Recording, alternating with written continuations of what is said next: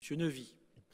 Merci Monsieur le Président. Je vais essayer d'être plus court, mais je voudrais quand même dire deux, trois choses. D'abord, dire que le groupe Métropole et Proximité votera ce vœu. Il le votera sans moi, puisque, je le dis une fois, je ne le dirai plus après pendant tout le mandat, mais je ne vote jamais les vœux, quelle que soit la cause défendue.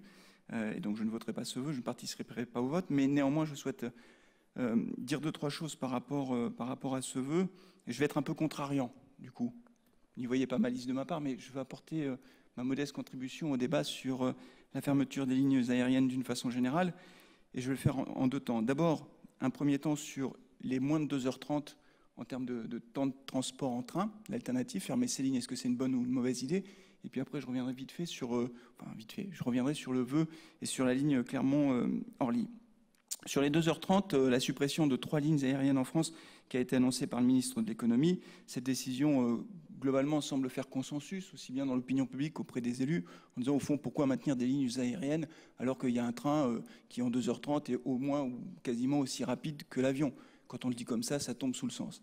Moi, la première question que je me suis posée, je pense que, enfin en tout cas j'espère que je ne suis pas le seul à m'être posé, c'est en termes de climat pour rebondir sur ce que disait tout à l'heure Nicolas, en termes de réduction d'émissions de gaz à effet de serre, la suppression de ces 3 lignes intérieures, donc Nantes, Bordeaux et Lyon, va permettre d'économiser combien de gaz à effet de serre par an. Donc c'est très simple, le calcul a été fait non pas par moi, mais par un professeur qui s'appelle Emmanuel Combe, qui est par ailleurs professeur des universités, mais vice-président de l'autorité de la concurrence.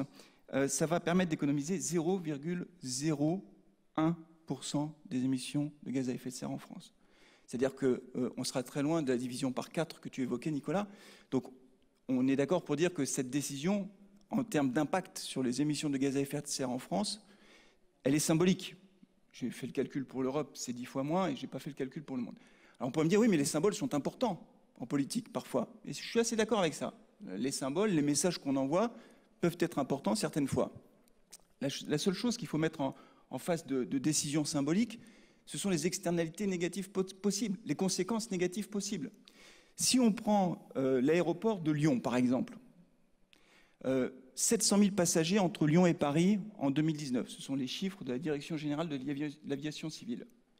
La ligne de TGV Lyon-Paris est saturée aujourd'hui. Nous le savons tous, puisque ça a été un des arguments pour essayer de défendre la LGV qui viendrait jusqu'à Clermont. Comment fait-on pour mettre 700 000 passagers supplémentaires sur la ligne LGV qui est déjà saturée, sachant que c'est bien sûr aux heures de pointe que le trafic se concentre? Première question.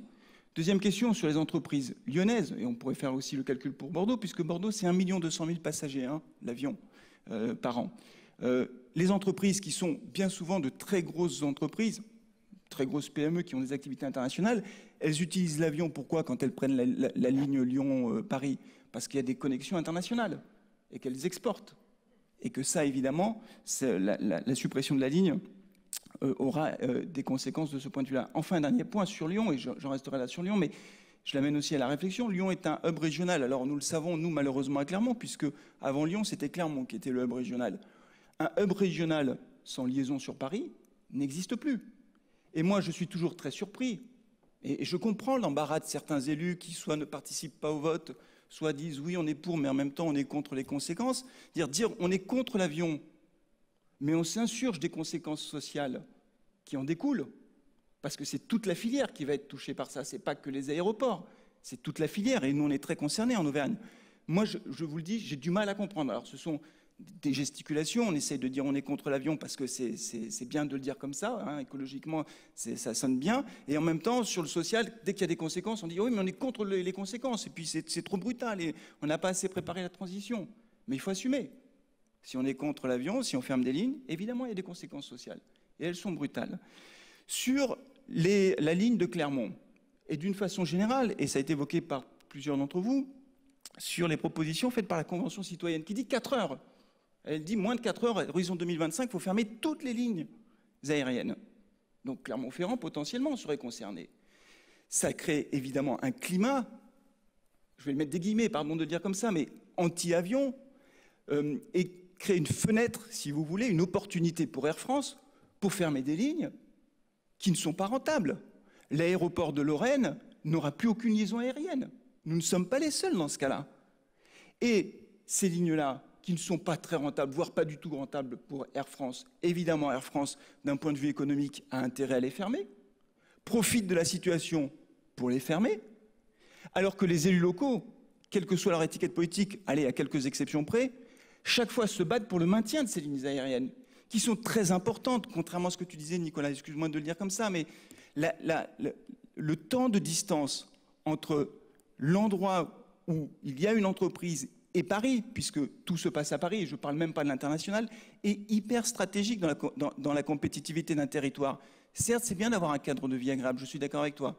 Le problème de ça, c'est que si demain on interdit toutes les lignes aériennes sur les trajets qui ont moins de 4 heures de train, eh ben on verra petit à petit nos territoires être de plus en plus enclavés et on les verra économiquement décliner. C'est aussi simple que ça. Alors on peut le nier, on peut dire c'est pas vrai, pas de problème, hein, chacun a sa vision des choses, mais c'est la réalité, elle est toute simple. Et donc il n'est pas surprenant de voir que Air France profite de ce climat-là, si je puis dire, sans mauvais jeu de mots, pour fermer un certain nombre de lignes. La ligne Orly, c'est le début. On peut penser qu'après, sur Roissy, si le taux de remplissage n'est pas satisfaisant, ben la suite suivra et ça se fera évidemment au détriment de notre territoire.